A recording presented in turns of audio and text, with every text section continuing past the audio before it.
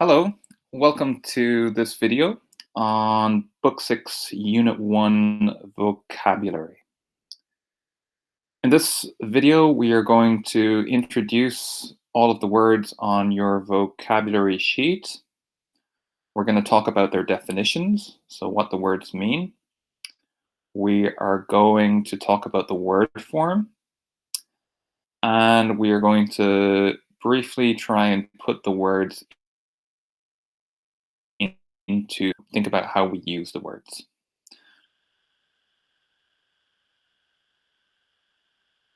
Keep in book 6. And one thing you are going to have to know is the different word forms for each word. So even though we won't be able to cover everything in this video, it should give you a solid foundation for you to build on and help you when studying in your own time. Okay, so let's press ahead. Okay, this word is anxious. Pronunciation, anxious. Anxious. Anxious. Anxious is an adjective. It means to be nervous or eager.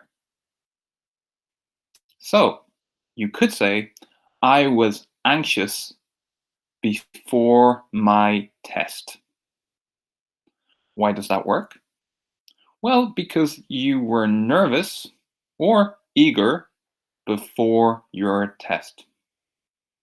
People are often anxious before they take something. So if you have to do public speaking or give a speech, you might be anxious before you do this. Take a minute to think about whether this man looks anxious. Why would he be anxious? You might come up with an answer like, in my opinion, this man looks anxious because he is hanging off a cliff. He is nervous because he might fall. So even though he's got his thumbs up and he's posing for a photo, he still looks a little bit anxious. Try and put this word anxious in a sentence.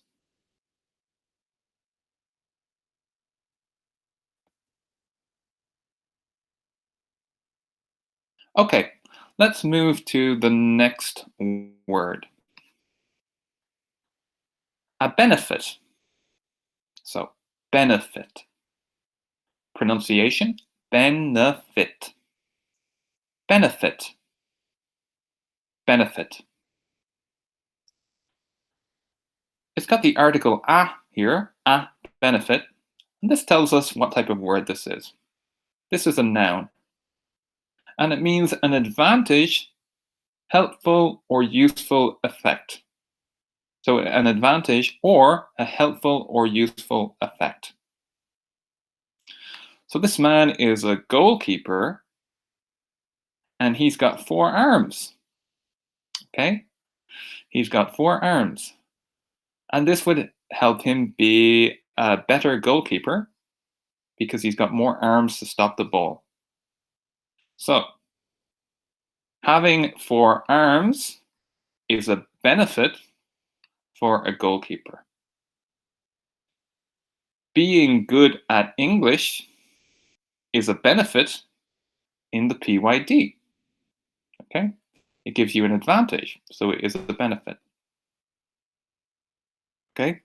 It is a benefit having a fast car if you think you are going to be late for university. That's because a fast car will move quicker and get you to university on time. Okay? So a benefit, remember, is something that gives you an advantage or helpful or useful effect. Try and put this word benefit in a sentence.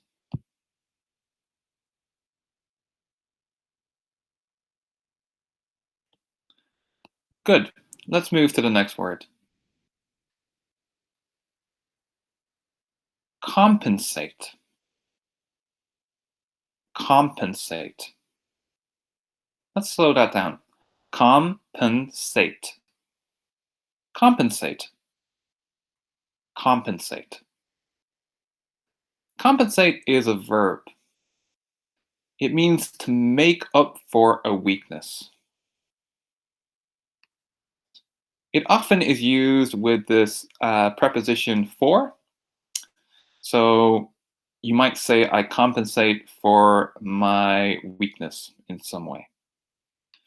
So for example, I compensate for my poor English skills by studying extra hard. That means that you're making up for your weakness by studying extra hard. What is your weakness? The poor English skills. So I compensate for my poor English skills by studying extra hard. Try and put this word compensate in a sentence.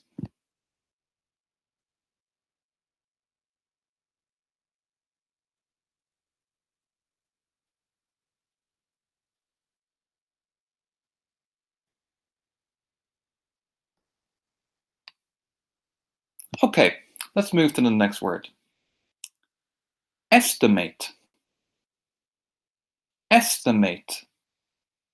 Let's slow that down. Estimate. Estimate. Estimate is a verb. It means to make an educated guess about the cost, size, or value of something. So, the man over here might have to try and guess how many of these Smarties are in this jar.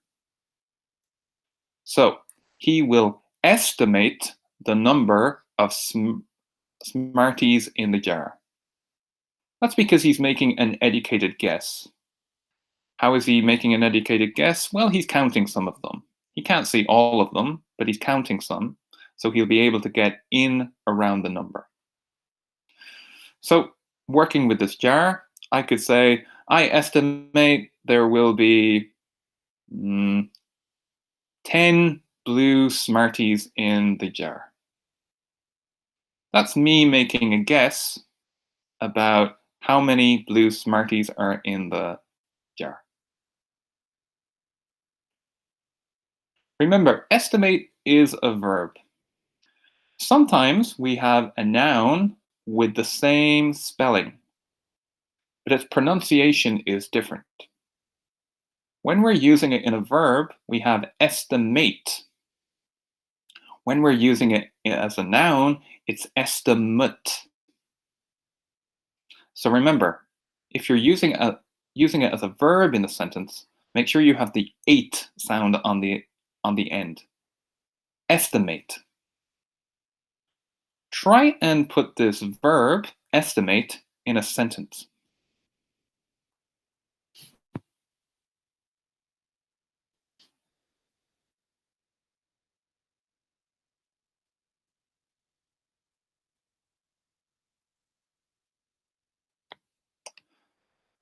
Okay, let's move to the next word.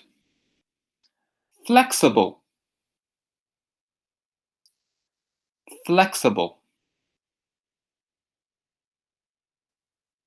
Flexible. Flexible. Flexible is an adjective. It means being able to adapt and change. So, for example, you could say students need to be very flexible. Their schedule changes all the time. We often describe people as flexible if they are able to adapt and change to a situation. You can also be flexible with your time. So I am flexible with my time. I can meet you at lunchtime or later in the evening. Okay. So sometimes if somebody will ask you when you would like to meet, you could say, I am flexible. I can meet at any time.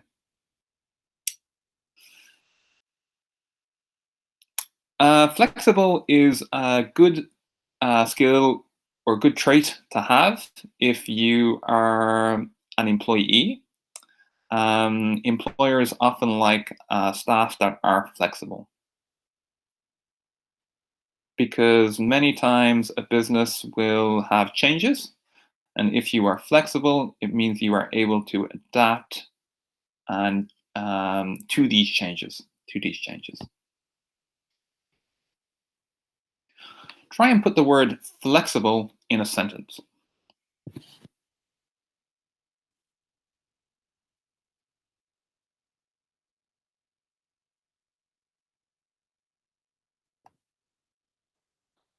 Okay, let's work on this word. Image. Image. Image. An image. An image. Image is a noun and it means a picture. So here we have an image of a man. This is a picture of a man. And this man is holding another image. This man is holding another image. He is holding a picture of another man or a younger version of himself, who is holding a picture of a younger version of himself, who is holding a picture of another version of himself. So here you could say, this is a man holding an image of him holding an image of him holding an image, because an image is just a word for a picture. Remember, it doesn't really matter what's on the picture. It doesn't need to be a picture of a person. An image can be a picture of a thing as well. So I have many images saved on my phone. I download images from online. Can you show me an image on your iPhone? I want to check its resolution, how good the quality of your iPhone is. Okay, try and put this word image in a sentence.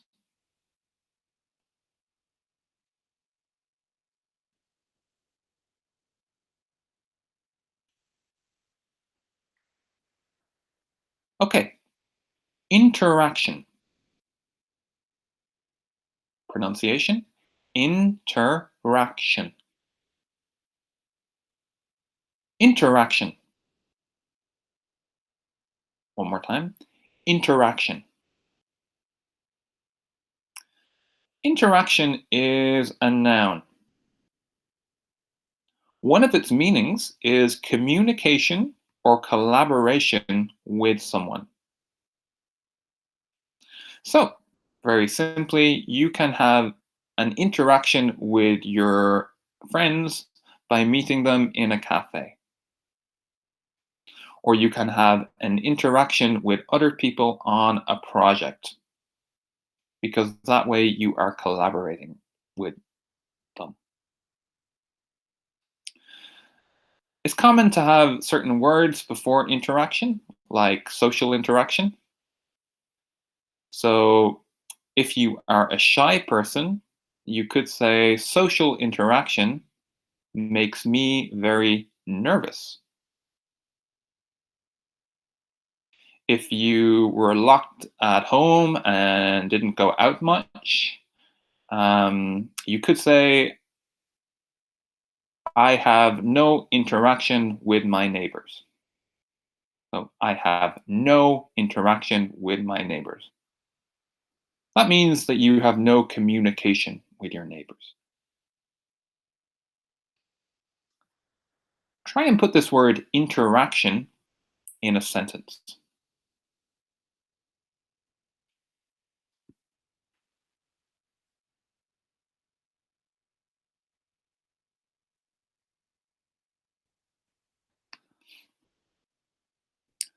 Okay, next word. Predictable. Predictable. Let's slow that down. Predictable. Predictable.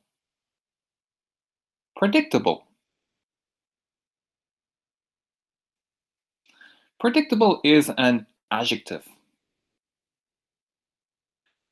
It means something that acts or turns out in a way that is expected.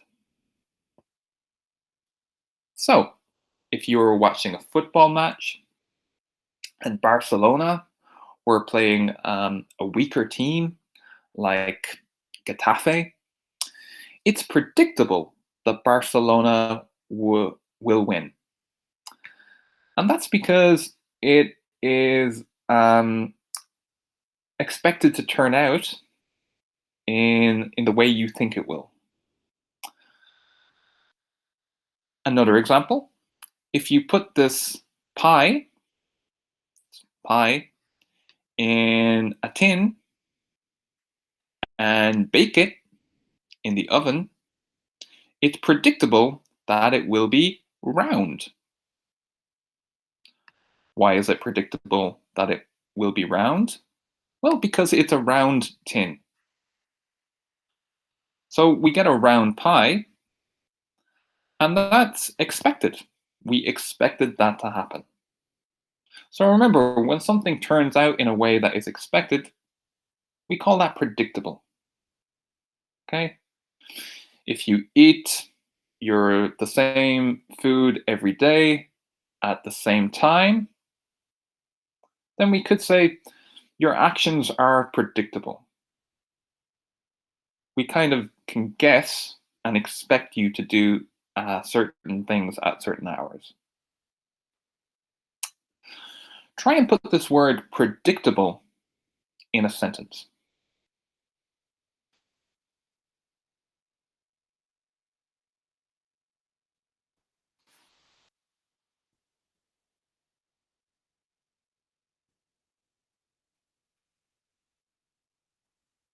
Okay, the next word, retain.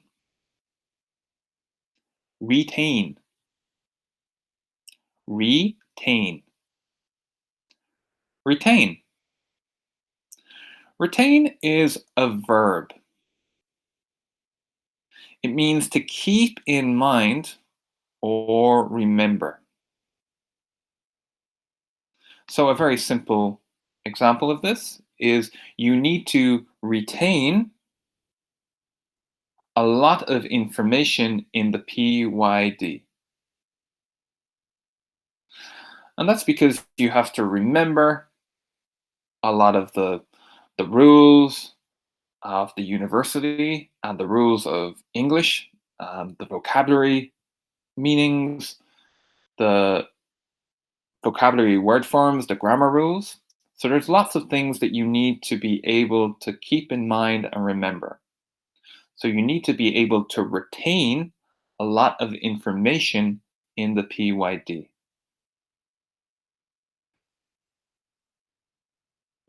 If you say something like, my friend can't retain a lot of information, it means he remember it. He is struggling to remember it.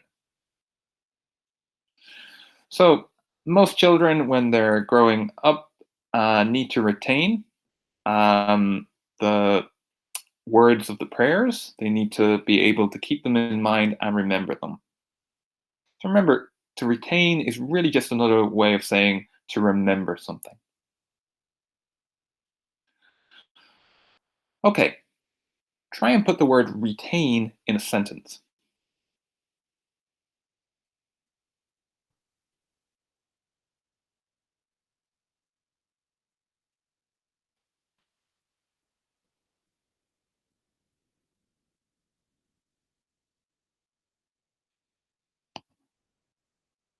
Okay, Let's focus on the next word.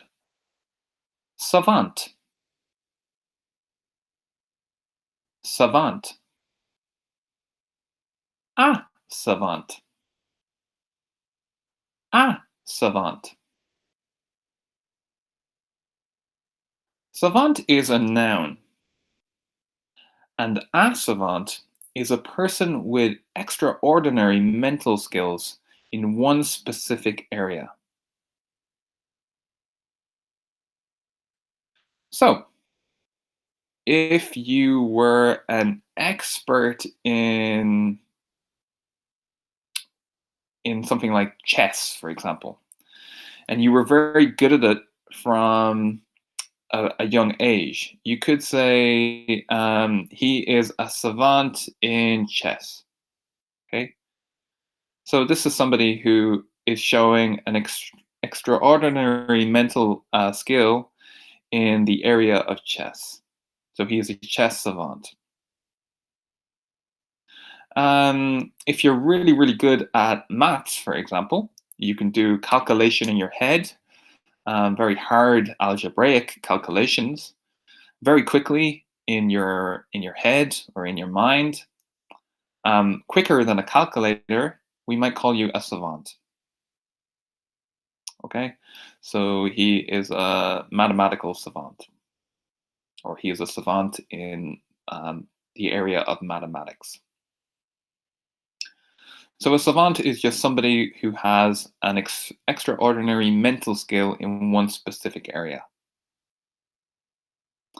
Now, keep in mind, you can be a child savant, or you can be a savant as an adult. Okay, so there is a slight difference between a savant and a prodigy. A prodigy tends to be somebody who is young.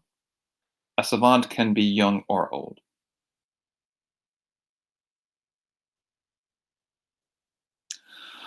Okay, let's move ahead. Assimilate. Assimilate.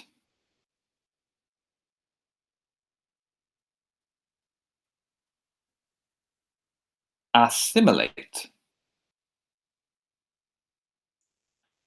Assimilate is a verb. It means to learn something so well that it is completely understood and can be used. So, when I assimilate English grammar, I will be able to use it perfectly. When I assimilate English grammar, I will be able to use it perfectly. So it's not just to learn something, but it's to learn something so well that it is completely understood, and then it can be used in the correct way. So before Albert Einstein was a famous physicist, he had to assimilate a lot of physical or knowledge about physics in his understanding. So he had to assimilate a lot of knowledge about physics. If he didn't assimilate a lot of knowledge about physics, he wouldn't have been a famous physicist. He had to completely understand it. So one thing we often assimilate is information of some category. So that could be something specific, like I assimilate the rules of the English language or the rules of Arabic, or you could assimilate information about a subject. Okay, but when you assimilate it, it means that you've learned it so well that you can completely understand it and use it. So for information to be useful to you, you really need to assimilate it. Try and put this verb, assimilate, in a sentence.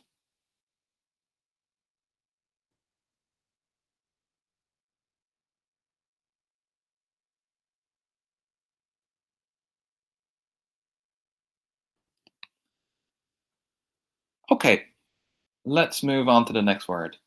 Disabled. Disabled. Disabled. Disabled is a noun, and it means unable to perform certain activities.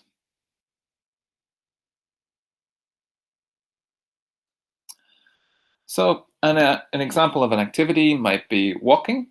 So, my friend broke his legs. Now he is disabled. He can't walk anymore. Okay, so maybe he's in a wheelchair. Okay, so you can be disabled because of something physical, something that happens to your body. So, for example, a blind person is disabled because they can't see, and eyes are part of our body. You can also be mentally disabled. So, you might be unable to perform certain activities of the mind that most people can do.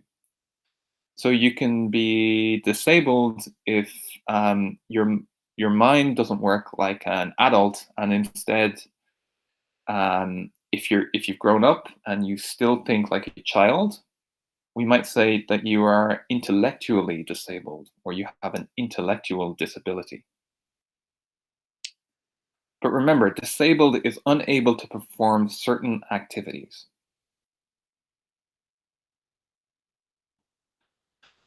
So commonly, people in wheelchairs would be considered disabled, and people with a blindness or deafness, that's not being able to hear with your ears, can be categorized as disabled.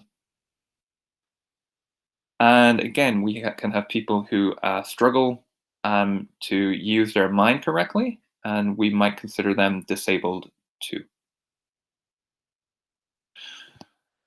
Try and put this word disabled in a sentence.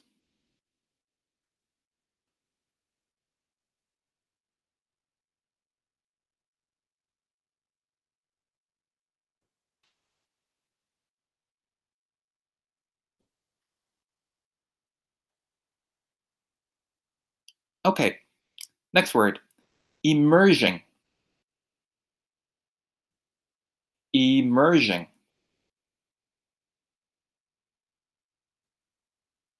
Emerging.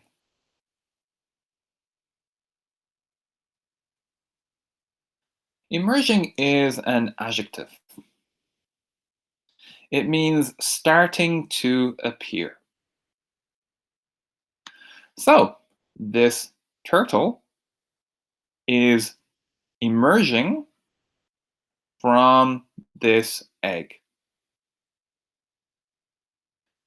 That works because this turtle is starting to appear from the egg. So, this turtle is emerging from the egg.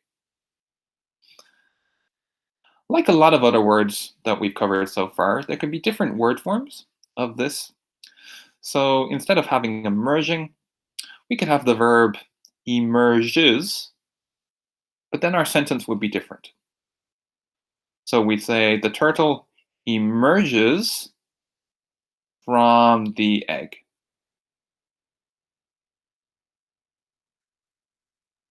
The turtle emerges from the egg.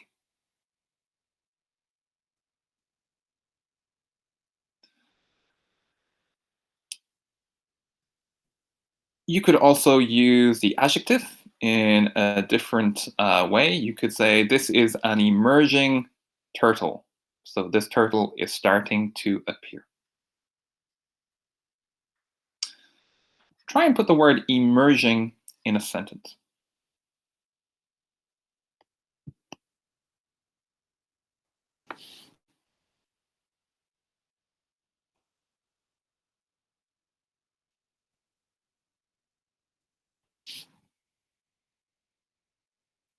Okay, the next word is expertise. Pronunciation, expertise. Expertise. Expertise. Expertise is a noun. It means what you may acquire after thousands of hours of practice. So, a very simple sentence would be I have expertise in many foreign languages.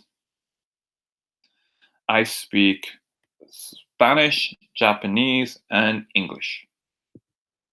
Okay? That basically means that you have acquired expert knowledge in those languages because you practice them for thousands of hours.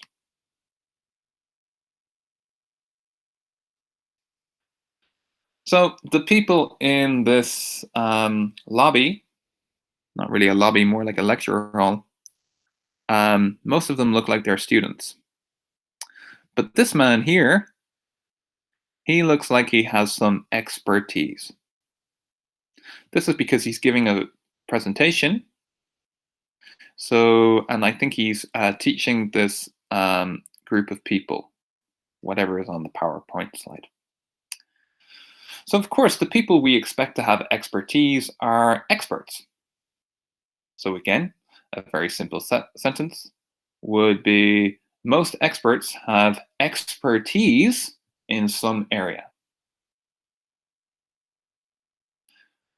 So, a lecturer in physics will have expertise in physics. A lecturer in chemistry will have expertise in chemistry.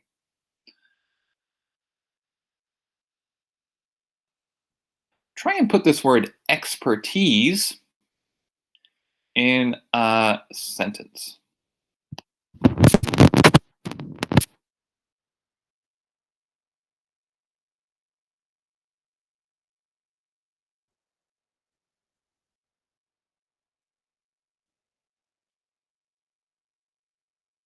Okay, let's move to the next word. Persistence. Persistence.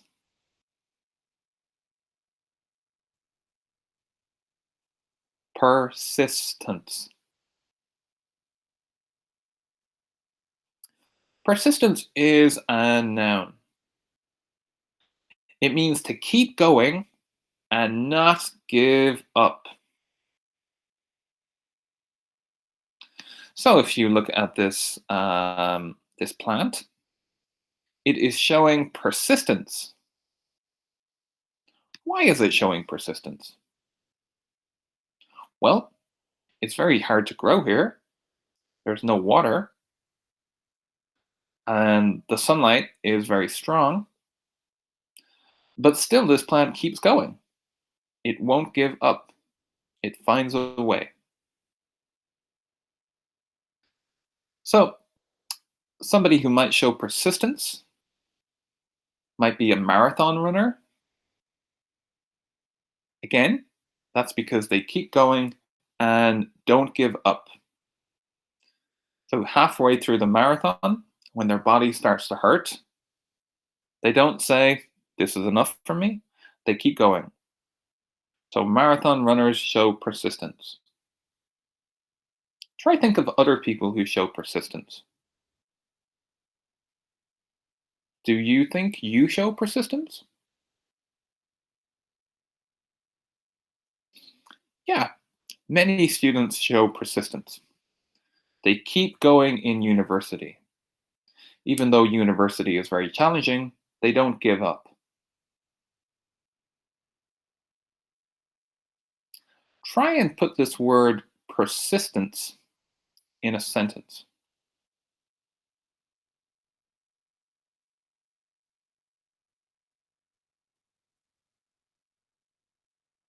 Good. Hopefully, you came up with something like, my best trait is my persistence. I never give up. Keep in mind that persistence is a noun, but like many other words we've covered so far, there can be different word forms. So you could use the verb persist.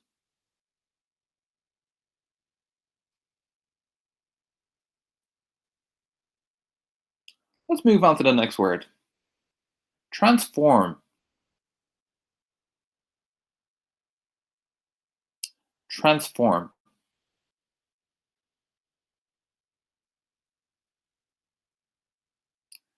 Transform.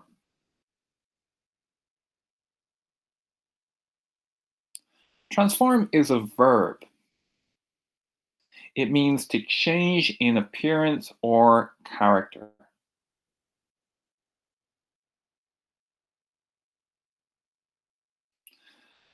So, an example sentence would be many students transform into experts in their field.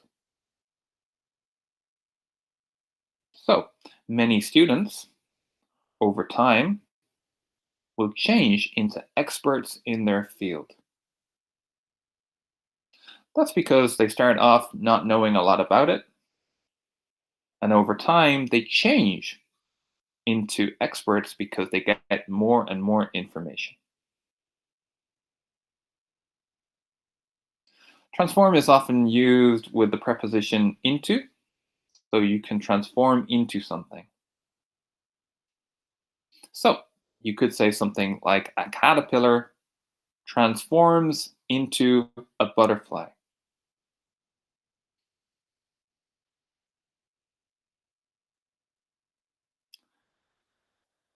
You can also use this word in different word forms. So you can have transformation, which would be a noun. You could famously, what's the famous one? Transformers. So transformers are um, automobiles like cars and helicopters and planes, and they transform into robots or vice versa. So remember, transform is just to change in appearance or character. Try and put this word transform in a sentence.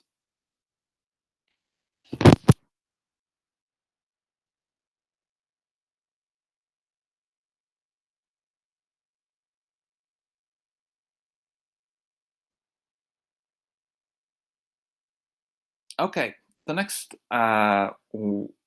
prepositional phrase we're going to focus on is at the speed of light. At the speed of light.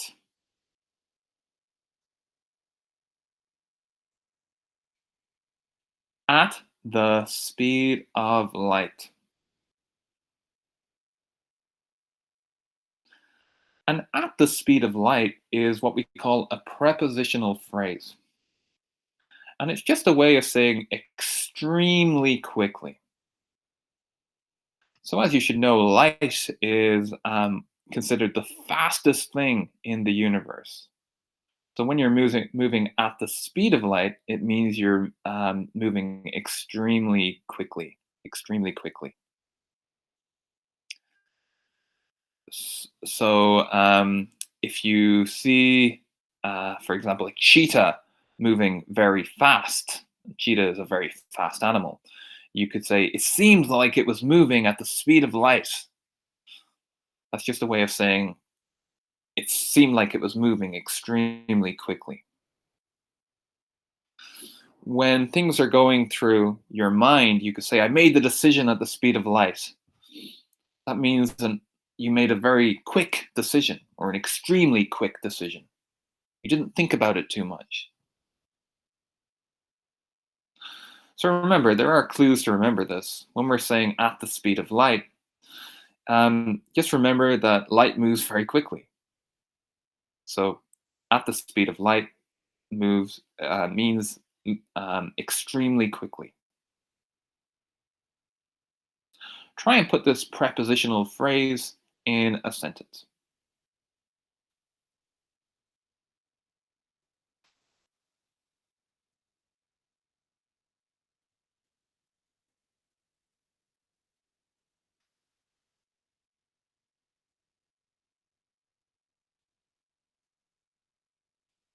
Okay, this is another prepositional phrase, and it's before one's very eyes. before one's very eyes.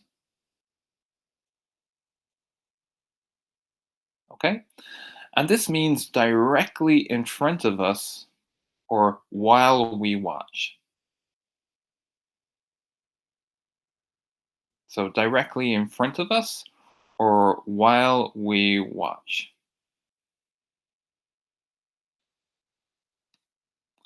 So before one's very eyes, try and put this in a sentence. People grow old before one's very eyes. So people grow old before one's very eyes. Or my sister grew old before my very eyes. So my sister grew old in front of me, but I didn't notice it. Why? Because it happened over a period of years. Okay. So even though it happened before one's very eyes, directly in front of you, and while you were watching, maybe you didn't notice so much because it happened over a long period of time. You can also have a quick action um, that can happen in front of you. So going back to the word transform or transformer, the car transformed into a robot before my very eyes. Okay. So again, this is something that would happen in front of us, or while it means that this transformation is happening in front of us or while we are watching. Try and put this prepositional phrase before one's very eyes in a sentence. It's okay to change this one's to something like before my very eyes or before your very eyes.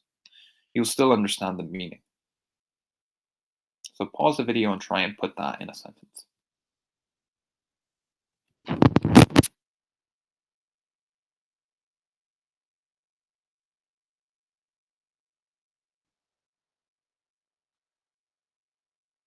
Okay, the next word is one we should be familiar with. It's confidence. So, confidence. One more time, let's slow that down. Confidence. Confidence. And confidence is a noun. It means belief in your ability to do things well. So, a very simple sentence is I have confidence in my abilities. Another simple sentence, confidence is a good thing.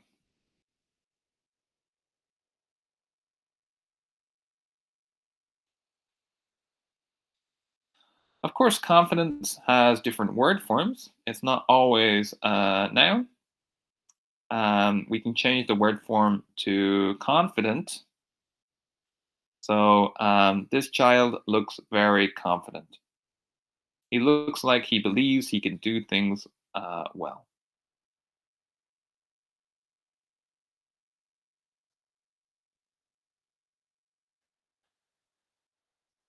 If you smile before you go into a lab test, you are showing confidence. You don't look nervous.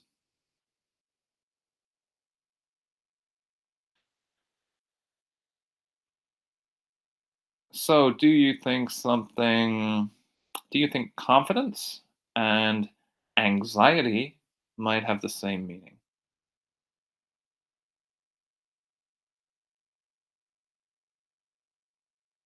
No, they don't. Confidence and anxiety have different meanings.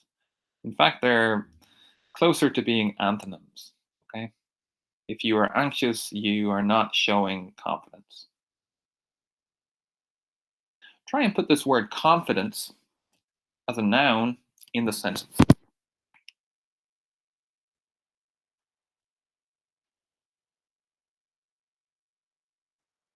Okay, let's move to the next word. Fascinated. Let's slow that down. Fascinated.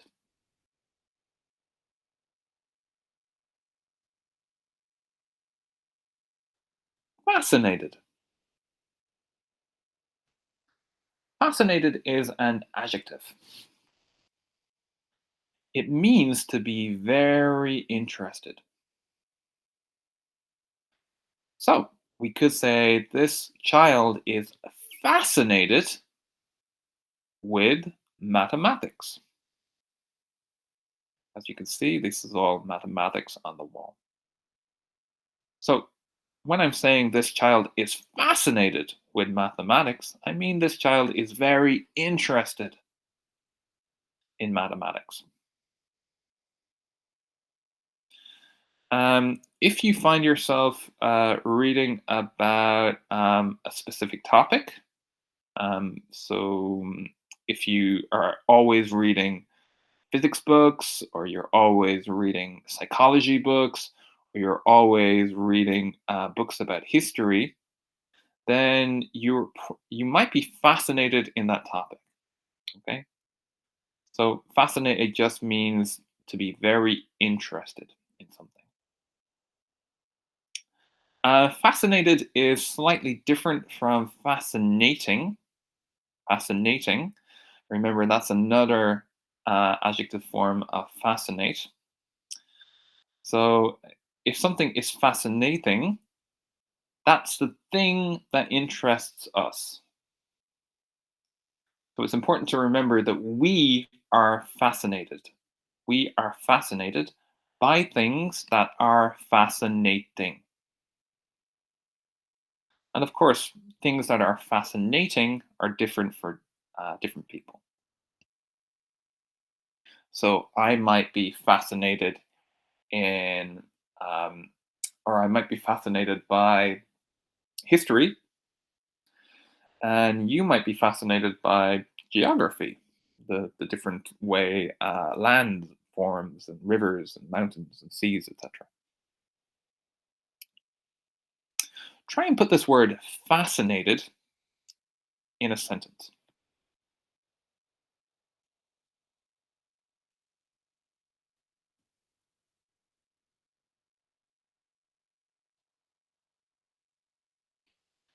Good. Let's move on. The next word is involuntary. Involuntary.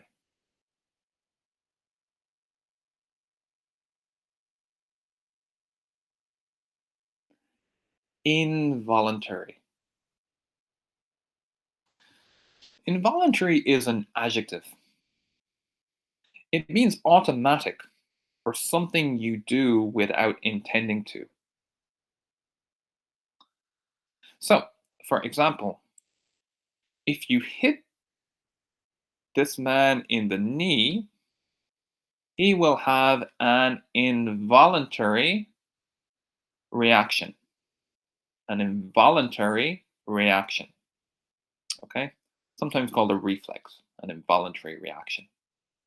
And that's because if you hit this man in the knee, his involuntary reaction will be he will shoot out his knee like he's kicking. And that's automatic. He cannot control it. Even if he tries to keep his leg still, it will move. That's just something that we all have as part of our bodies. So you could, in to put it in other sentences, you could say some of the decisions we make are involuntary. So they happen automatically. We think we have thought about them, but we haven't. Um,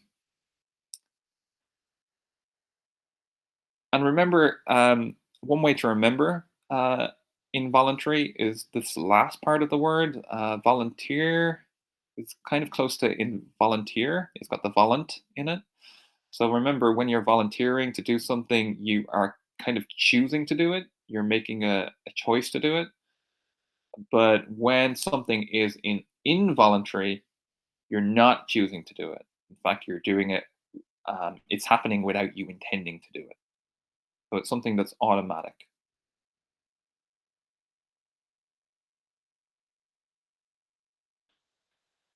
So when you see something scary, you might go through an involuntary reaction. You might not choose to be frightened and run away, but that might be your involuntary reaction. It's kind of automatic. Okay, try and put this word involuntary in a sentence.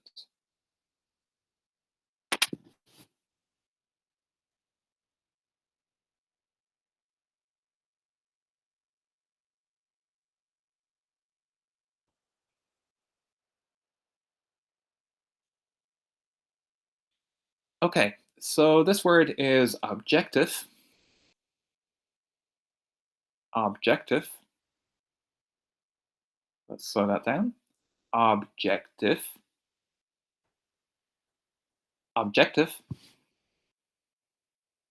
And objective is an adjective. And it means to not be influenced by our own feelings, beliefs, or ideas. So, scientists will try and be objective. They will try and not be influenced by their own feelings, beliefs, or ideas. If scientists aren't objective, that means they would be bad scientists.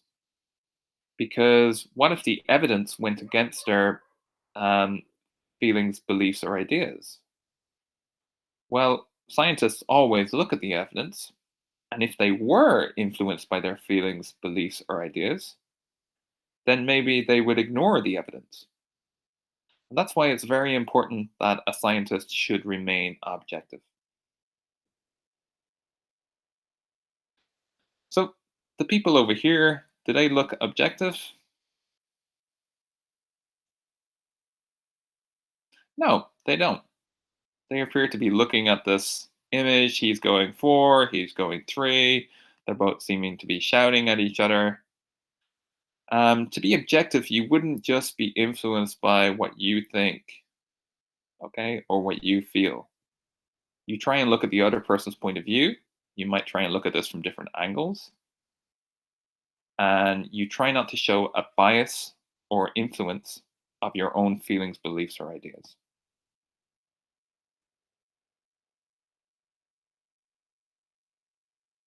So, if to put this in another sentence, I was asked to make a decision, but I found it best to be objective and think about the matter before I decided. So that's a quite a complex sentence, but it's showing the meaning of the word objective. Because if you're thinking about something for a long time and looking at other points of view, then you have a tendency not just to be influenced by your own feelings, beliefs, or ideas. In other words, you're taking account of other points of view. Right. Try and put this word objective in a sentence.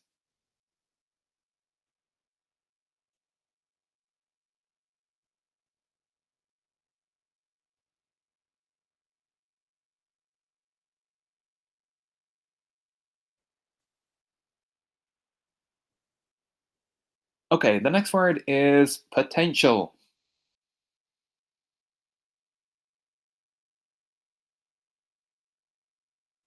Potential.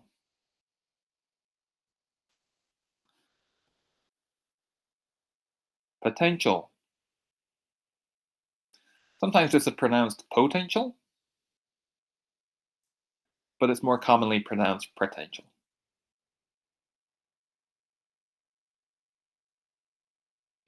Okay, potential is a noun.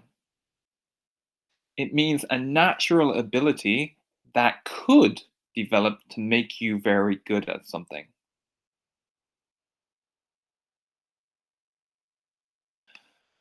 So, this child has potential. She could be a successful artist. Why does that make sense? Well, This child seems to have a natural ability at drawing. And if she keeps using this natural ability, then she could become excellent at it in the future, or very good at it in the future. So remember, when you have potential, it doesn't mean that you're already excellent at something. It means that you're showing the ability to be excellent or very good at something in the future.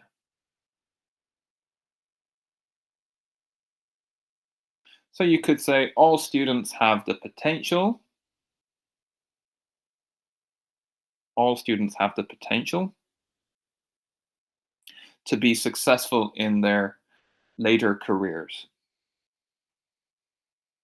So this basically means that all students have the natural ability that could have a natural ability that could later develop into something that would be useful in their later careers.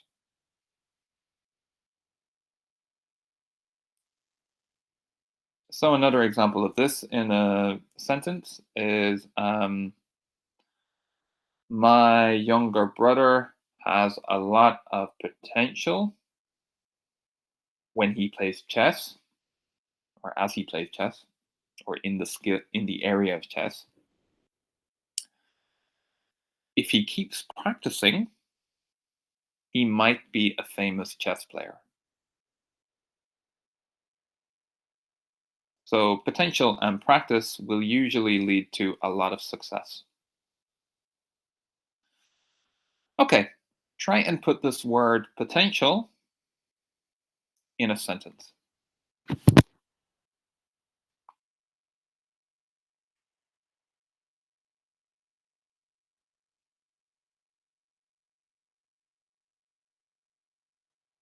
The next word is renowned. One more time, renowned. Renowned. Just make sure you get the pronunciation right here because it's not renowned, it's renowned. Renowned is an adjective. It means known and admired by a lot of people. Known and admired by a lot of people. So you could say Lionel Messi is a renowned footballer. That's because Lionel Messi is known and admired by a lot of people.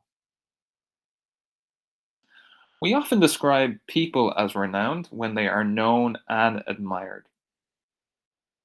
So even though renowned is similar in some ways to famous, because famous means well known,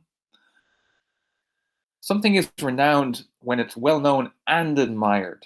So that's slightly different than famous. You can be famous and well known and not admired. But when something is renowned, it means that it is known and admired. So you could say there are many renowned buildings in the Middle East. There are many renowned buildings in the Middle East. Because that would mean lots of people know about them and admire them, their architecture. However, keep in mind that renowned, even though it can be used for things like buildings or places, it's often used for people. Try and think of someone that you might describe as renowned. Somebody who's kind of famous and admired.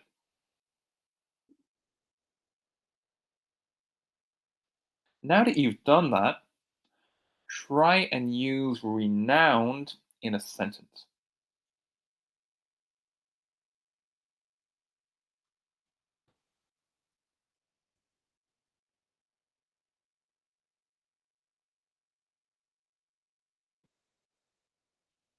Okay, let's move to the next word. Revise. Revise.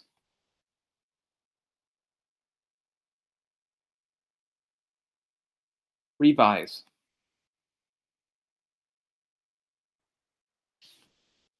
Slow that down. Revise.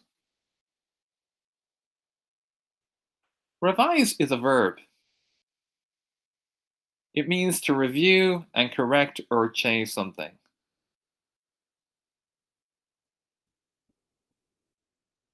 So, before your writing exam, it's important to revise.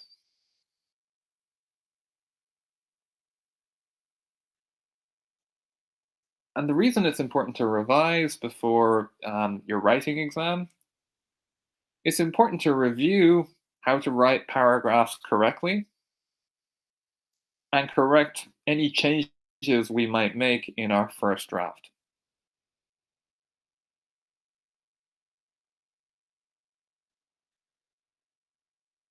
If you are to be a successful student, it's important that you revise. So you need to revise what you learned in your lectures.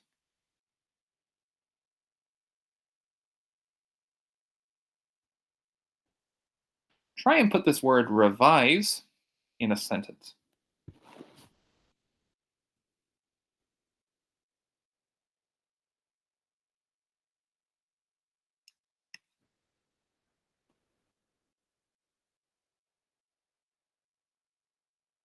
The next word is unconscious.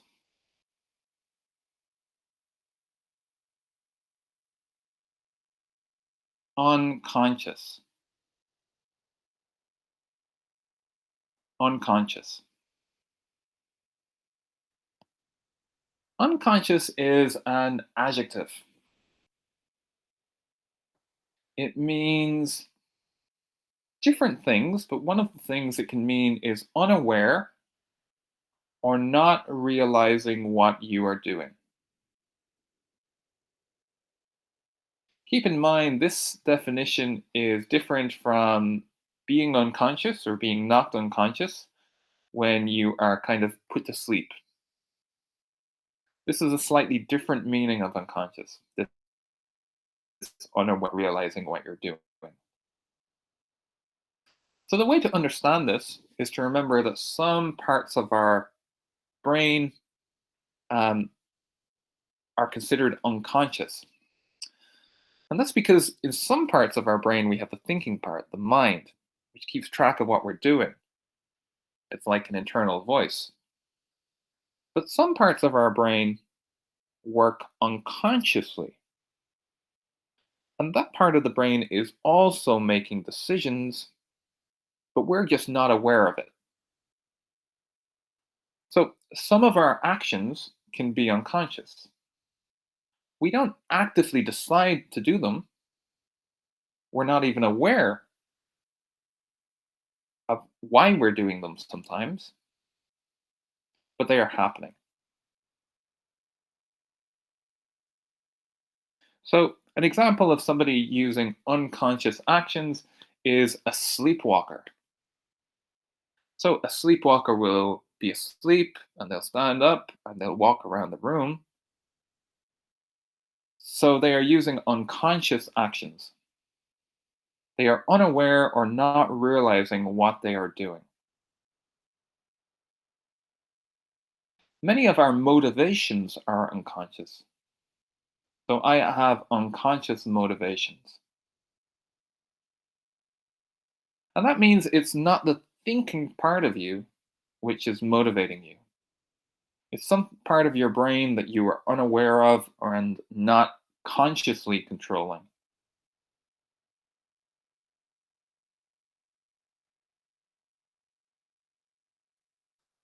Try and put this word unconscious in a sentence using it as an adjective.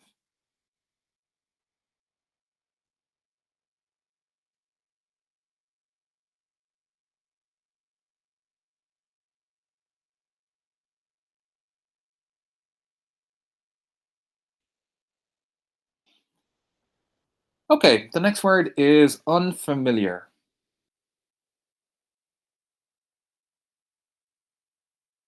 Unfamiliar. Let's slow that down. Unfamiliar. Unfamiliar is an adjective. It means not known or recognized. So we can see it's the opposite to familiar. Familiar means known or recognized, but unfamiliar is not known or recognized.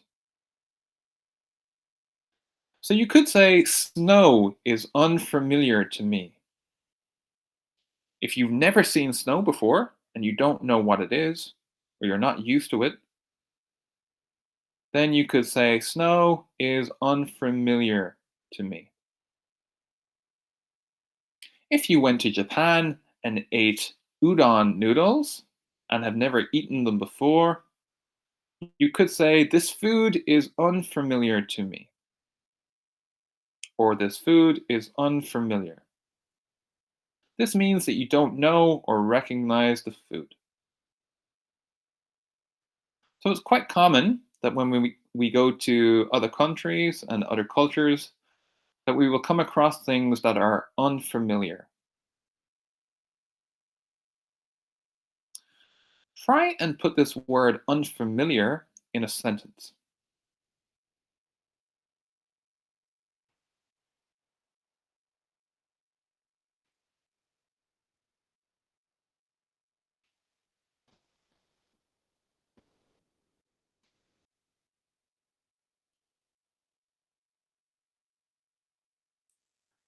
All right, let's move on to the next word. Achieve.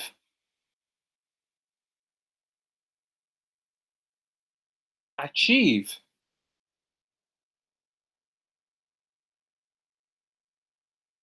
Achieve.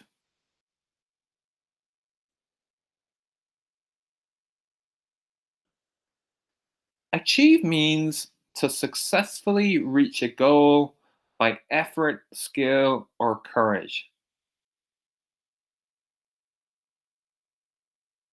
Okay? It is a verb, so it's something we do. So you could say, this man achieved his goal by reaching the top of the mountain. You could say, I will achieve my dream of becoming a doctor by working hard and studying.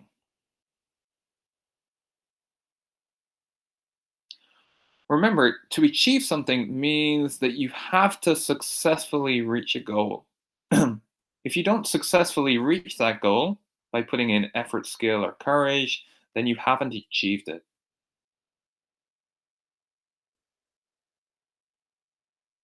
So, if your goal was to finish a race and you only got halfway through the race, you gave up, then you didn't achieve your goal.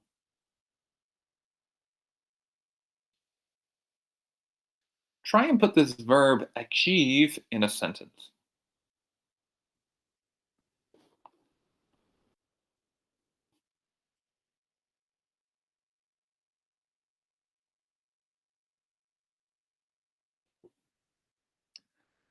Okay, the next word is interaction. We've already done this one. Interaction. One more time. Interaction.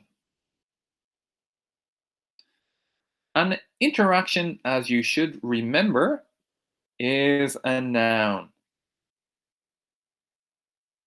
And it means communication or collaboration with someone.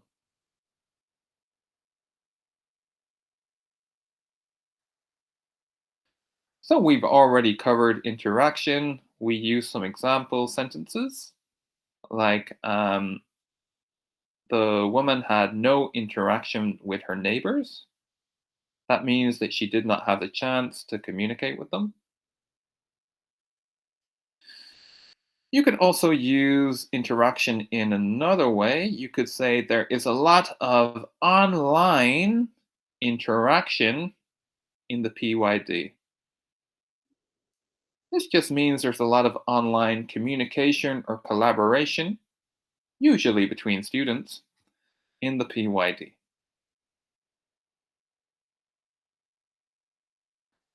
Try and use the word interaction in a sentence.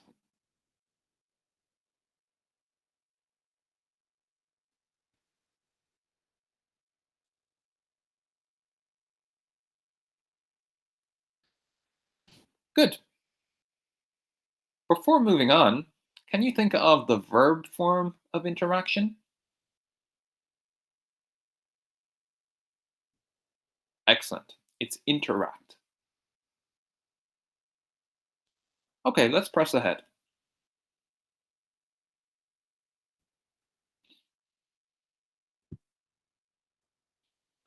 The next word is inherit.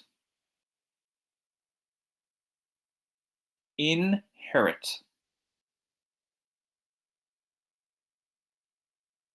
Inherit. Inherit is a verb. It means to acquire genetically from your parents.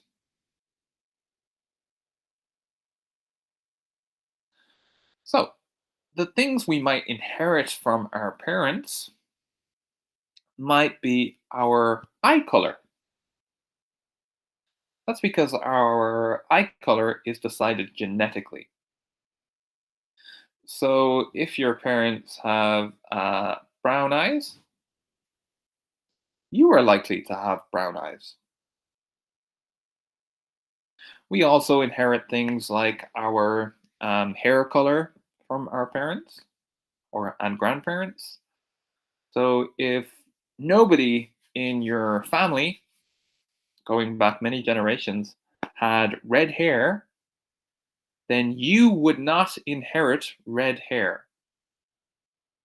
That means that's because it's impossible to acquire something genetically. Uh, Sorry, let me explain that again. It means it's impossible to acquire red hair from your parents if they don't have it. They or their grandparents don't have it. Nobody in your family has it. So we can only inherit things that our parents have,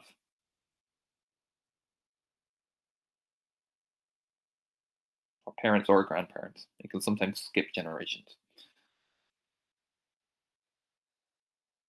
Think about other things you might inherit from your parents.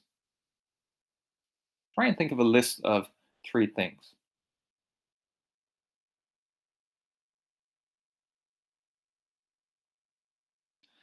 Now that you've done that, use one of those things to put in a sentence using the verb inherit.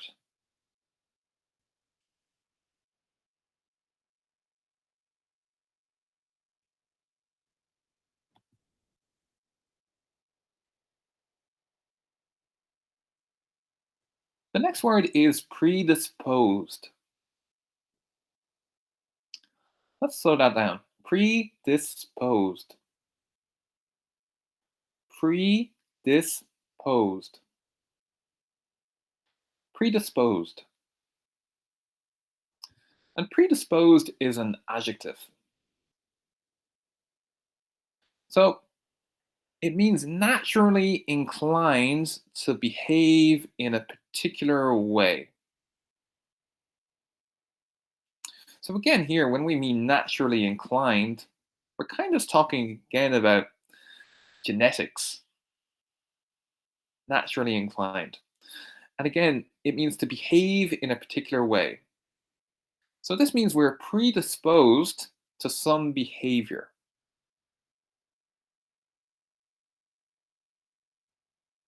So, a classic example would be I'm predisposed to run away when I see a lion. I'm predisposed to run away when I see a lion. That just means you're naturally inclined to run away when you see a lion. So that's behave in a particular way.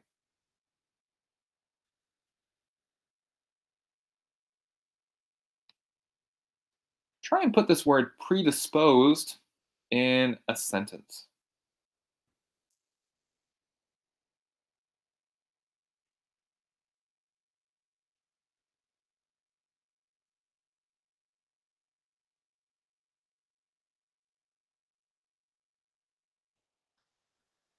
Good. Hopefully, you came up with a better example than me, and we're using some of the unit vocabulary. So remember, you could be predisposed to acting in a certain way if you encounter a problem or a challenge. Some people are predisposed to give up, while other people are predisposed to try and deal with their problem. A lot of that just depends on our own belief, our own confidence, um, our own confidence in our own ability.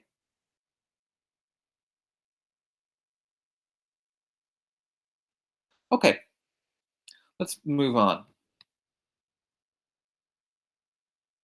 Influential.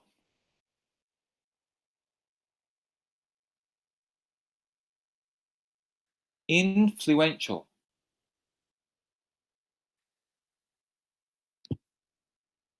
Influential. Influential is an adjective. It means having a great influence on someone or something. So we might describe a person as influential. You could say, my parents are very influential. That means they are having a great influence on someone, usually you. You could say, I find my teacher very influential. That means, again, that he's having a great influence on someone or a group of people, usually you or the class.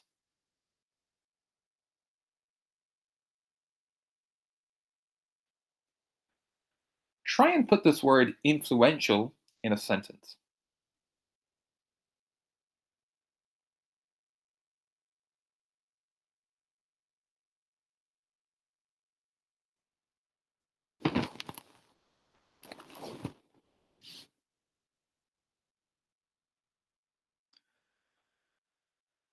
Next up, we've got a prepositional phrase.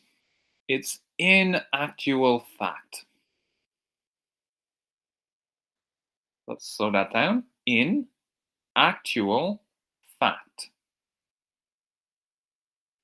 In actual fact.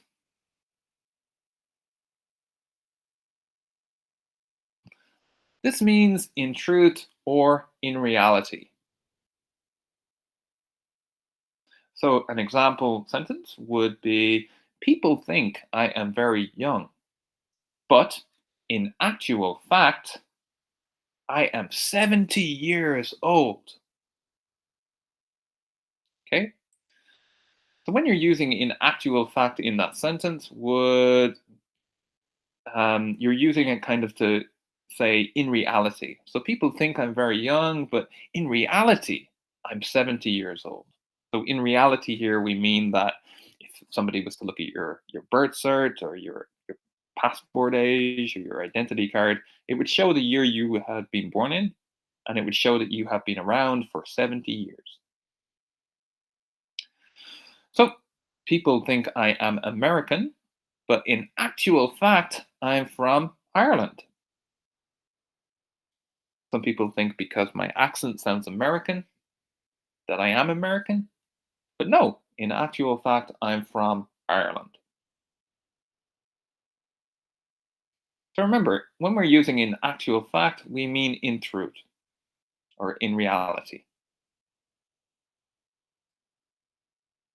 Try and put this prepositional phrase in actual fact in a sentence.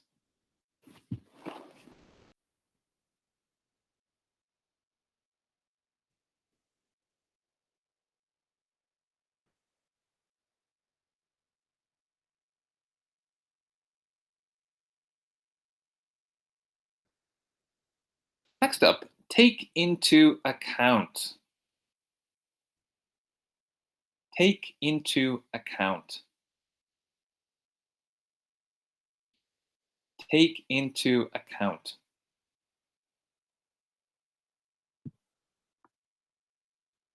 Okay, to take into account means to pay attention to or to allow for. So here we could say you need to take into account your spelling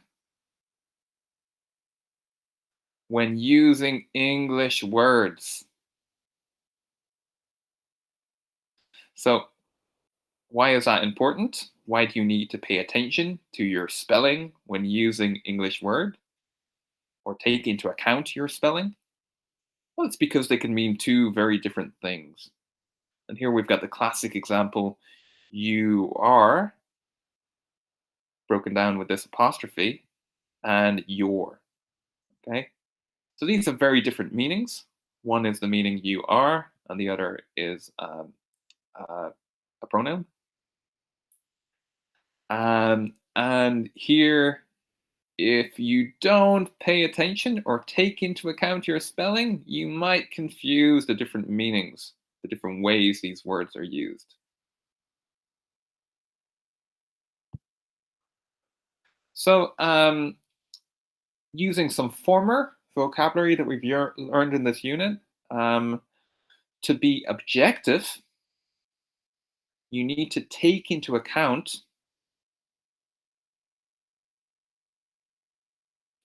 other people's points of view. Or to be an objective scientist, you need to take into account the evidence. That means, again, that you need to pay attention to the evidence or pay attention to other people's points of view.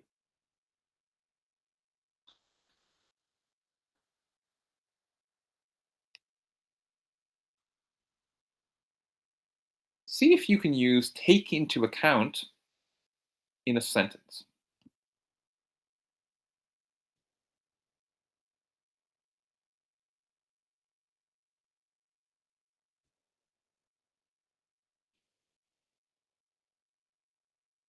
Okay, the next word is motivate. Motivate. And motivate is a verb,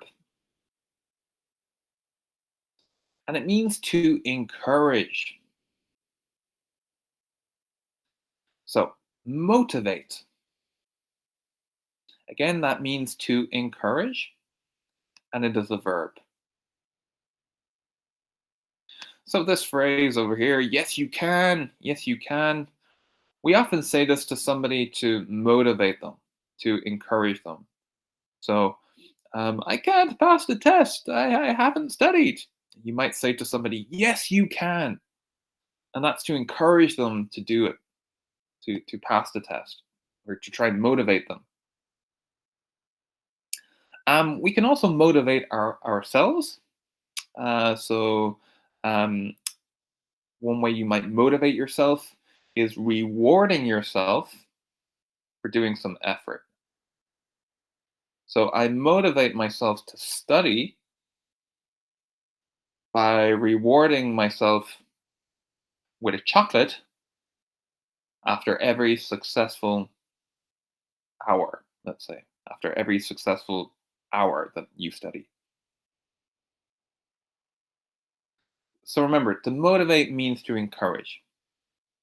We often motivate other people, so we try and encourage them by making them feel strong or trying to show them that they have the ability to do something to kind of improve their confidence. So if you're trying to give a presentation, your friends might motivate you by saying that you have the ability and you can do it. That way, they are encouraging you. But we can also motivate ourselves.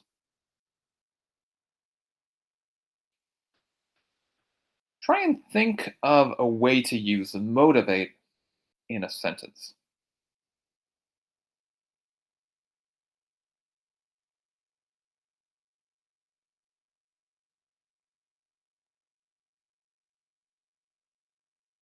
Good.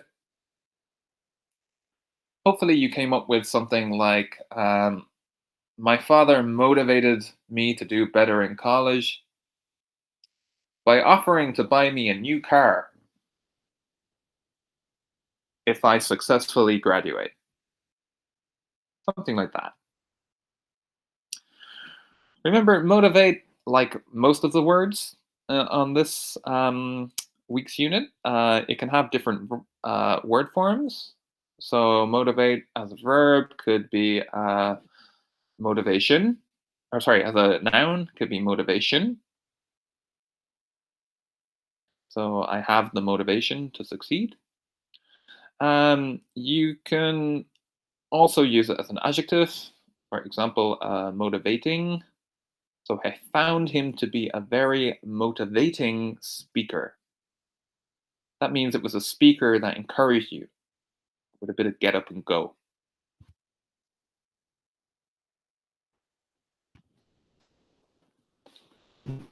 Okay, the next word is genius. Genius.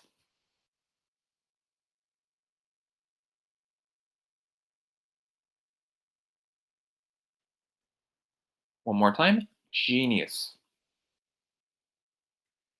And genius is a noun. We've got here a genius. So this is one of these, and it's a noun. And it means a person with extraordinary mental skills in many subjects or areas. Many subjects or areas.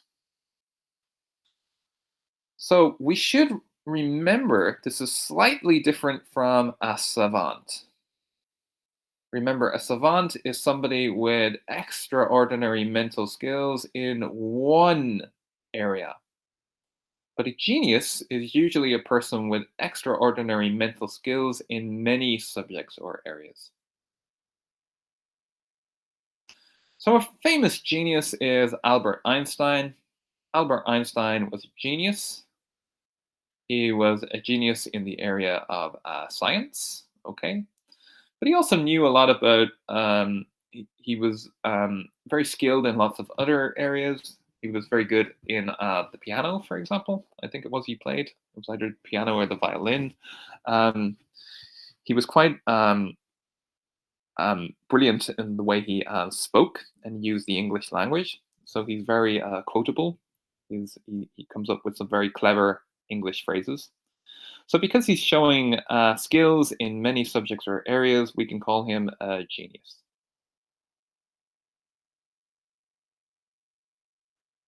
Um, think about somebody you know who you might describe as a genius. Do you know a genius? Remember, a genius is a person with extraordinary mental skills in many subjects or areas.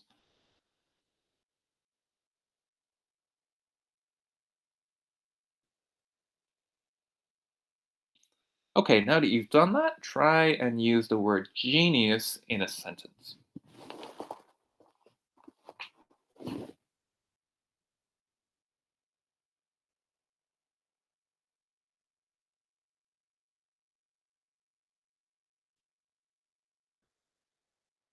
Okay, the next word is accomplished.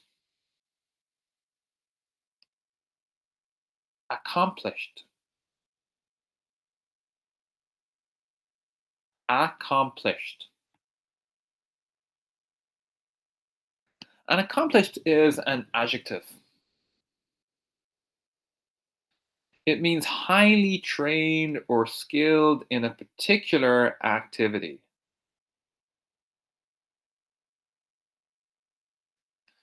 So I could say Moa Salah is an accomplished footballer. Why is he an accomplished footballer?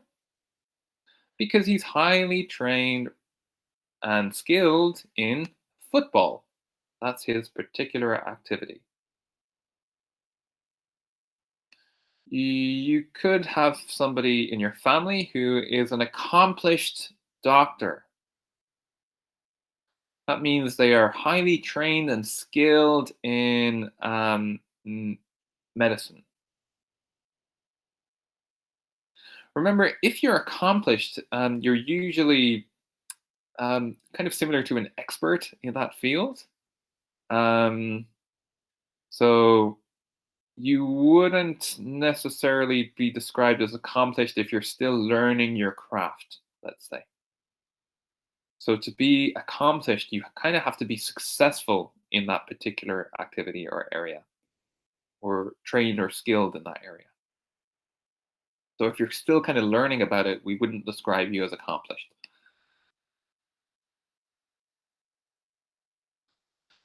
So now that you understand the meaning of accomplished, try and put this word in a sentence.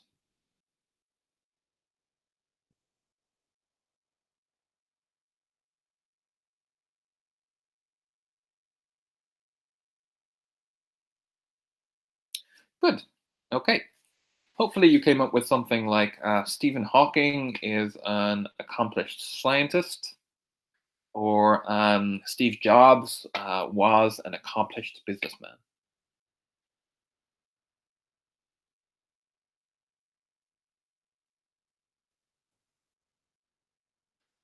Okay, the next word we have here is astonishing. Astonishing. And astonishing is an adjective. Slow that down. Astonishing. Astonishing. And yet, astonishing is an adjective, and it means amazing or surprising. So you could say, this view is astonishing. Why? Well, it's an amazing view. And if you were to walk around and suddenly see this, like walking through a cave, you would be very surprised and amazed by it. You wouldn't expect to see something so beautiful. And that's why you would describe it as astonishing. So we often describe things that we see are as astonishing. So you might have seen an amazing, again, going back to football, you might have seen an amazing or surprising goal scored by Cristiano Ronaldo or Lionel Messi. And you could describe that as an astonishing goal. We can also describe somebody as astonishing. It's not used as often, but you can say that person is astonishing.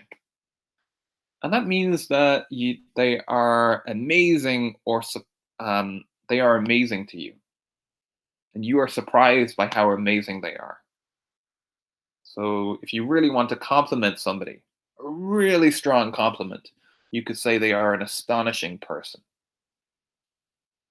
Not used very often, but it can be used. Try and put this word astonishing in a sentence.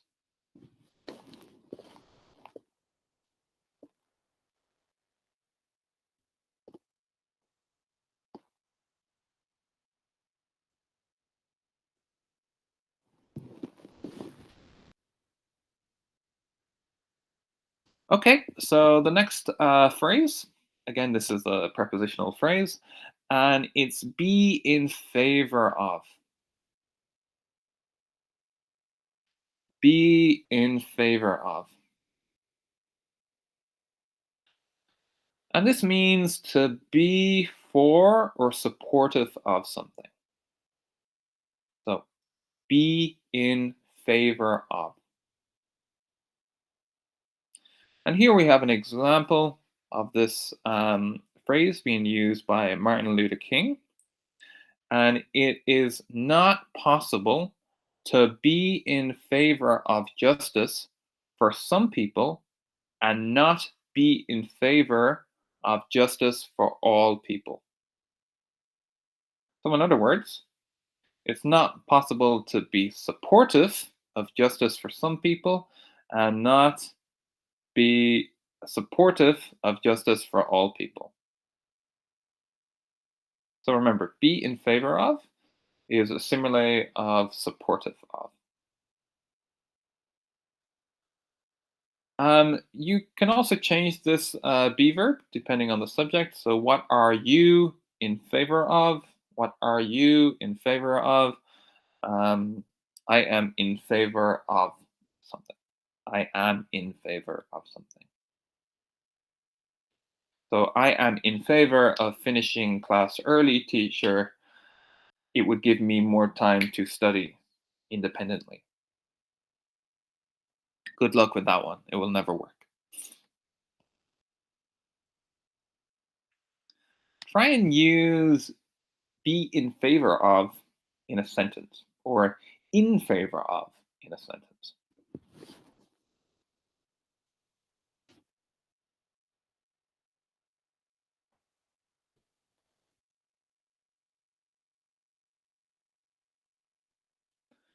Okay, good. So just before we move on, just to explain this a little bit more, remember when we have be in favor of, it means it is for something. So you will only be in favor of things that you support or think are a good idea. You won't be in favor of things you think are bad ideas. So, if you were given a choice about staying at home or going to university, you will be in favor of one of them. So, I'm in favor of going to university. Or maybe you prefer studying at home, so you'll say, I'm in favor of studying at home. But when you're using this phrase, it means the idea that you are kind of for or supporting.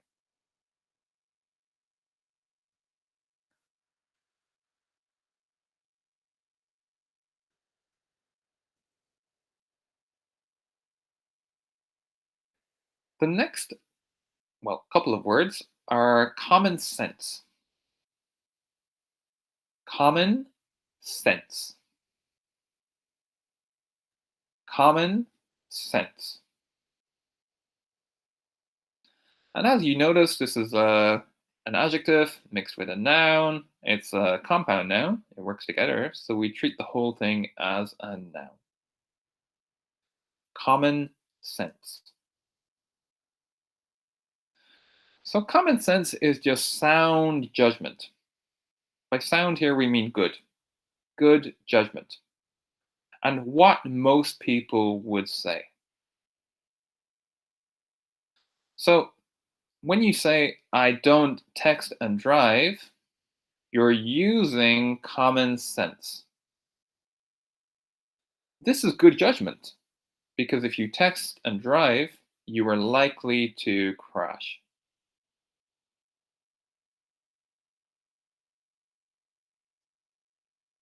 Okay, so it's common sense. It's common sense to go to the canteen when you are hungry. Okay, if you're hungry, go to a place that they sell food. Again, this is good judgment, and it's what most people would say or do.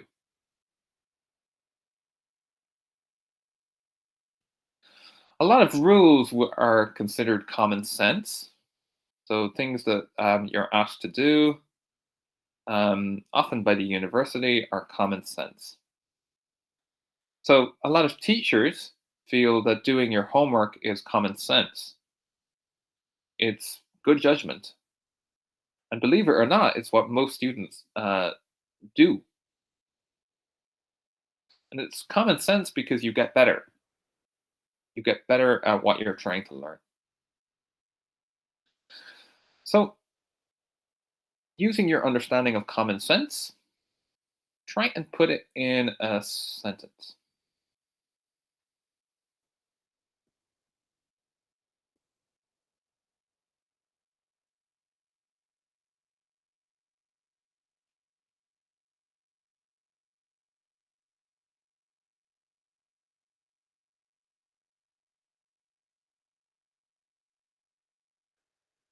Good. Hopefully, you came up with yourself something like it's common sense to clean up after yourself after you make a mess, something like that. Um, yeah. Okay. Let's move ahead.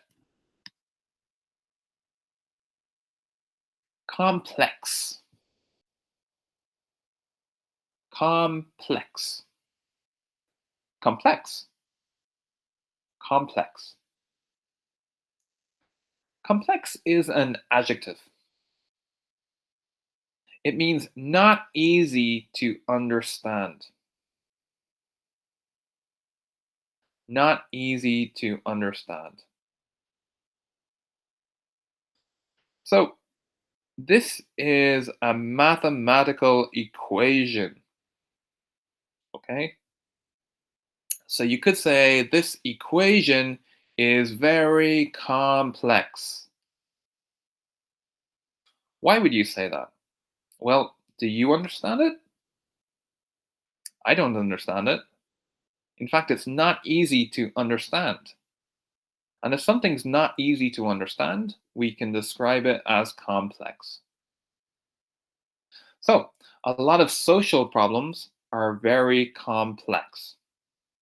They're not easy to understand because there are many different elements.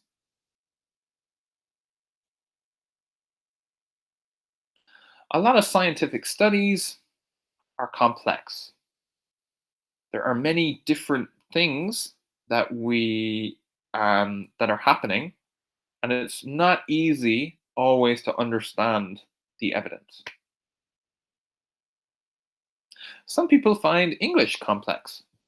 Again, it's because it's not easy to understand. So, complex has kind of got a synonym with difficult, okay?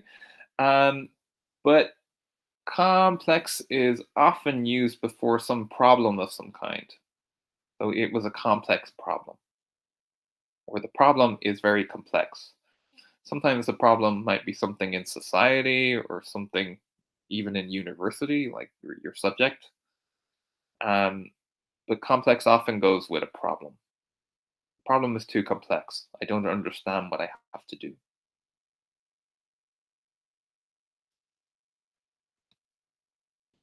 Try and put the word complex in a sentence.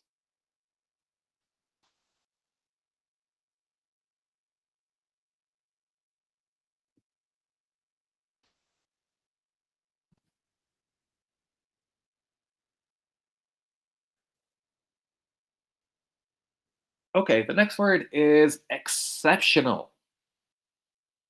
Exceptional. Let's slow that down. Exceptional. Exceptional. Exceptional. Exceptional. Exceptional is an adjective. It means unusual or not typical. Remember, not typical is not common. So these children have exceptional abilities. What are their exceptional abilities? Well, they can fly. So this child can fly that way and she can fly that way. Why are they exceptional abilities? Well, because it's unusual to be able to fly. We don't have to we don't only use exceptional with superpowers.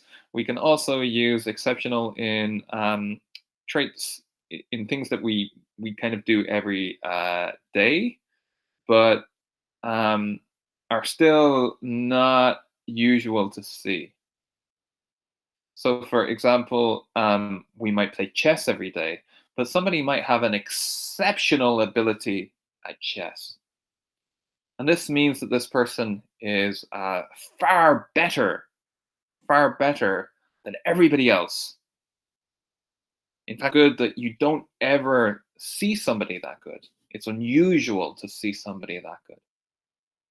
So you can have an exceptional ability at something if you are unusually good at it.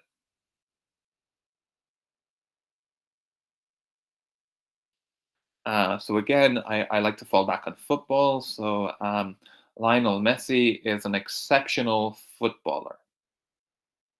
He is so good, it's unusual to see somebody that good.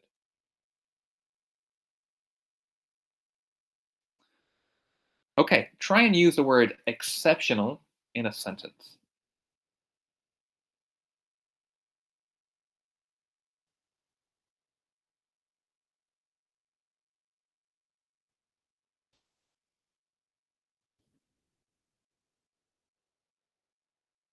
Okay, the next word is quite difficult. It's inconclusive.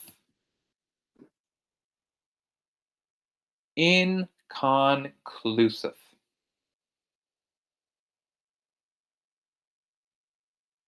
Inconclusive.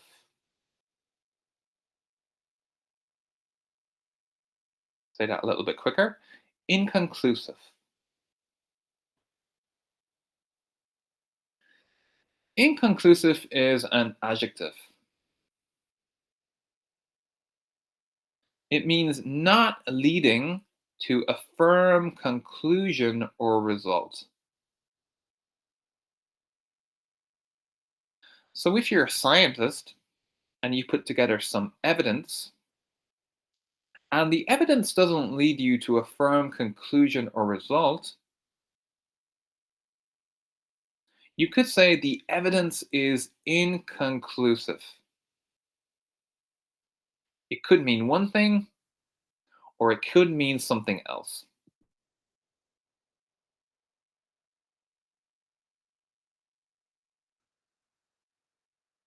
Try and put this word inconclusive in a sentence.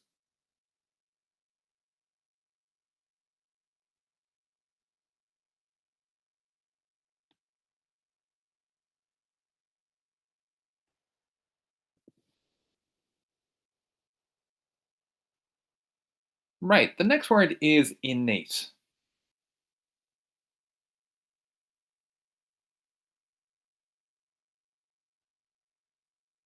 Innate.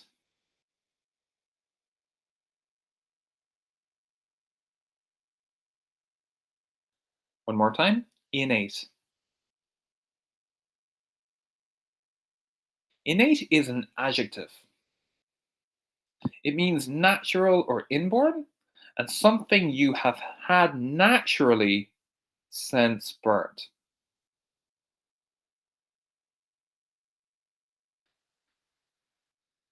So one more time, it's natural or inborn, sorry, something you have had naturally since birth.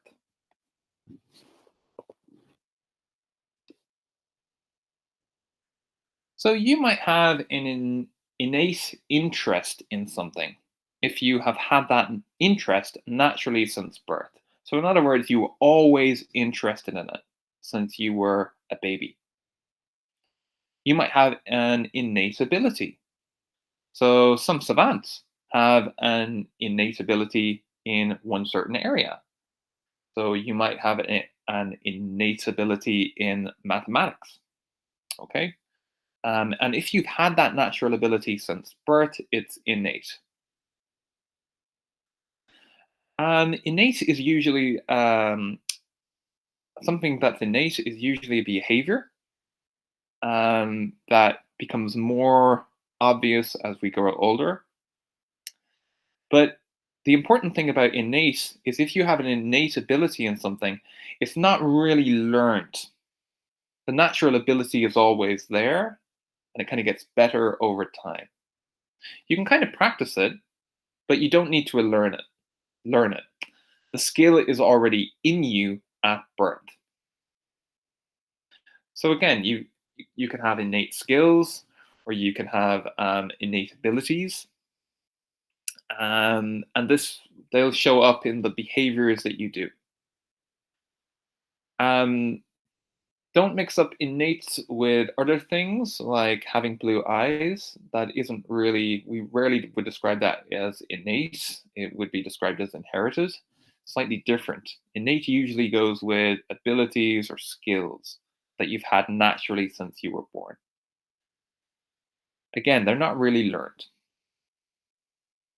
You don't need to learn them to get that ability. You're kind of born with that ability.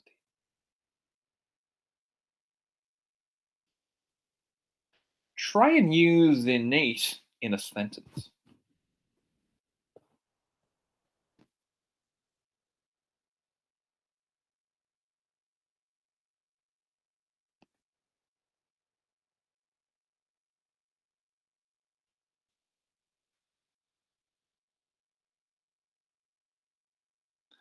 Okay, the next word is instinctive.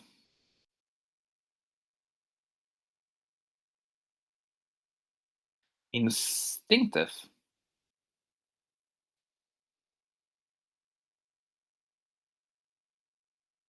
Instinctive.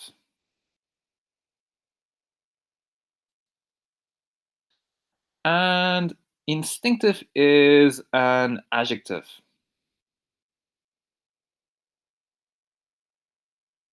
And again, it means natural or inborn, something you have had naturally since birth.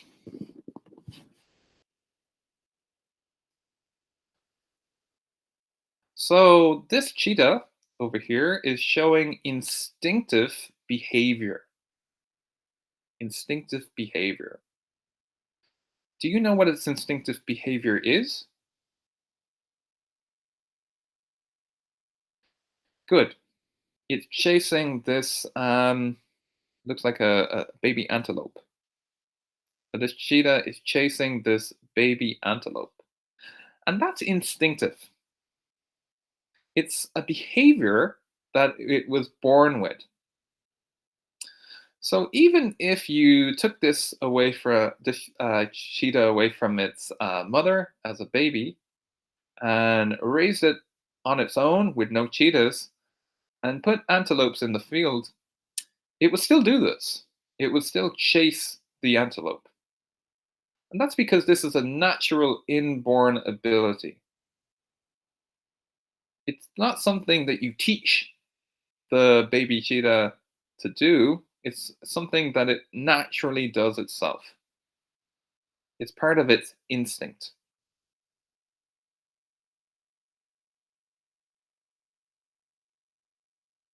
So you could say many of our actions are instinctive. Many of our actions are instinctive. That means we are kind of born with a lot of the actions that we do. You could say the same with animals. All animals' actions are instinctive. You could say that.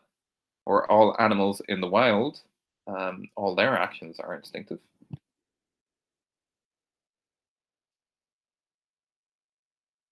Instinctive is the adjective form of instinct, by the way, which is the noun form of this word.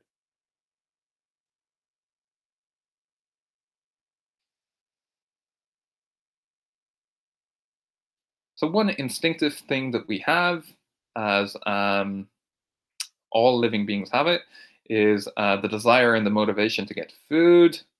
So, this is an instinctive action. Uh, Even babies seek out food.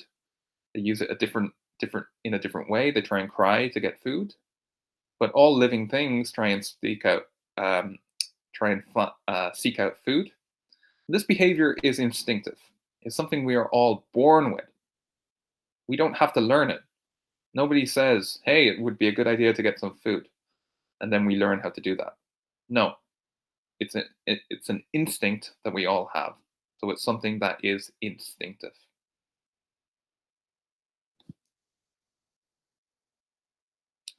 Okay, I know this is difficult, but try and put this word instinctive in a sentence.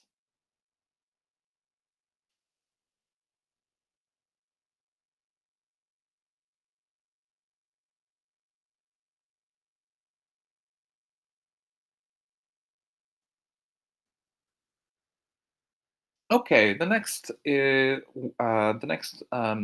word or group of words on our vocabulary sheet is the prepositional phrase on their own. On their own. One more time. On their own. And on their own just means by themselves. So, for example, you could have the sentence many children walk to school on their own. In other words, many children walk to school by themselves. So, on their own is just a synonym for by themselves.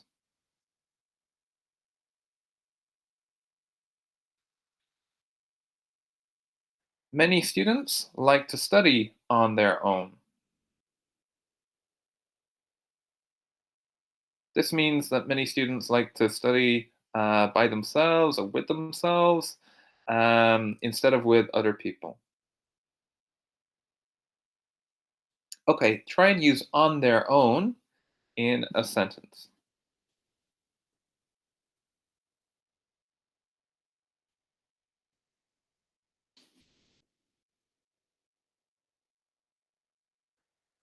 Okay, the next group of words, another prepositional phrase, is out of the blue. Out of the blue. And out of the blue means without warning. So, looking at this photo over here, or this image, we could say it started raining out of the blue. And this means it started raining without warning. We weren't expecting it to rain. We didn't think it was going to rain. And then suddenly it started raining. So it happened out of the blue. So you could use this in other ways. If you were driving a car and suddenly another car drove in front of you and you didn't see it and you had to swerve out of the way, you could say the car came out of the blue. There was no warning, there was no indication, honking of a horn. You didn't know the car was going to come. So, out of the blue is for things that happen kind of suddenly and without warning.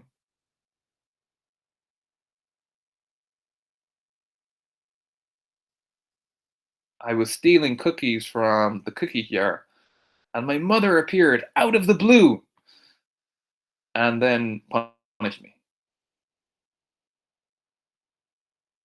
So, out of the blue, without warning. Try and put out of the blue in a sentence.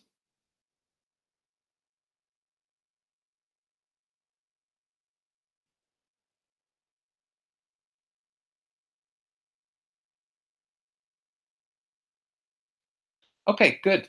All right. There was a lot of words to cover in this vocabulary video. We went through the basic definitions, the word form.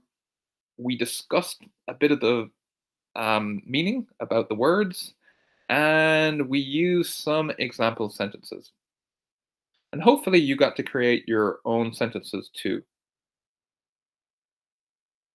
In the next vocabulary video, we'll be using these vocabulary words in context, so using them in sentences.